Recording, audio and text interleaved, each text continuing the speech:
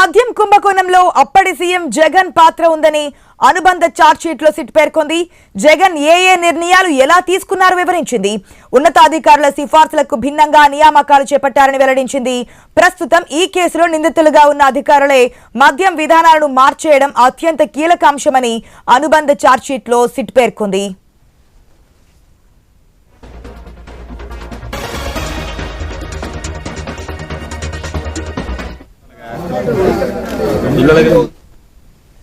మద్యం కుంభకోణం కేసులో సీఎంఓ మాజీ కార్యదర్శి విశ్రాంత ఐఏఎస్ అధికారి Dhanunjaya Reddy, Jagan OSD Krishnamohan Reddy, Bharathi cements director Govindappa Balaji పాత్రపై సిట్ అభియోగాలు మోపింది.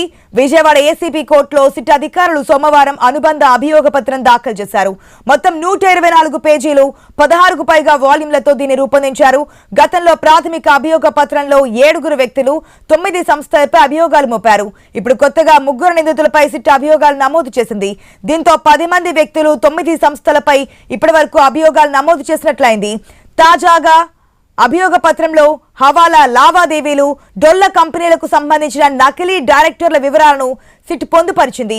3,500 కోట్ల కుంభకోణంలో మూలాలు చాలా లోతుకు విస్తరించి ఉన్నాయని పేర్కొంది. ఈ కుంభకోణంలో కీలక పాత్రధారులు A2 వాసుదేవరెడ్డి, A3 సత్యప్రసాద్ నియామకానికి సిఫార్సు చేసింది నాటి సీఎంకు ముఖ్య సలహాదారుగా ఉన్న అజయ్ కలాం అని ఈ చార్జ్షీట్ లో సిట్ వివరించింది.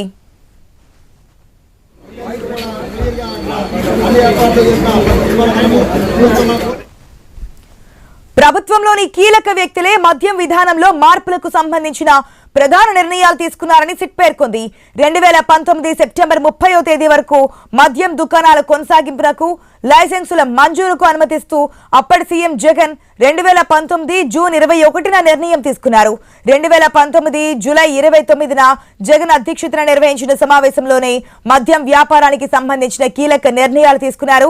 దుకాణాల సంఖ్య, అవసరమైన చోట అద్దెకు తీసుకోవడం, ఆ దుకాణాలకు అవసరమైన మౌలిక సౌకర్యాలు, సిబ్బంది, రవాణా ఛార్జీలు తదితర అంశాలు ముఖ్యమంత్రి సమక్షంలోనే ఖరారు చేశారు. ఈ సమావేశంలోనే బెవరేజెస్ కార్పొరేషన్ ద్వారా 3,500 రీటైల్ దుకాణాలు నిర్వహించేందుకు అవసరమైన మార్గదర్శకాల రూపకల్పన కూడా జరిగింది.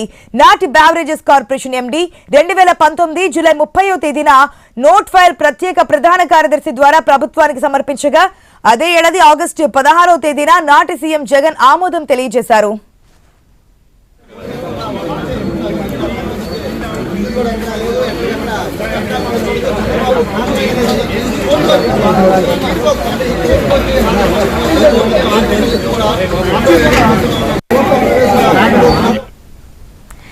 ఈ కేసులో A2గా ఉన్న వాసుదేవరెడ్డిని నాటి బెవరేజెస్ కార్పొరేషన్ ఎండీగా నియమించారు. అప్పటి సీఎం ముఖ్య సలహాదారు అజయ్ కల్లం వాసుదేవరెడ్డిని ఆంధ్రప్రదేశ్ కు డిప్యూటేషన్ పై తీసుకురావాలంటూ నాటి సీఎంకు ప్రతిపాదనలు పంపారు. రైల్వే మంత్రిత్వ శాఖతో మాట్లాడాలని సూచించారు.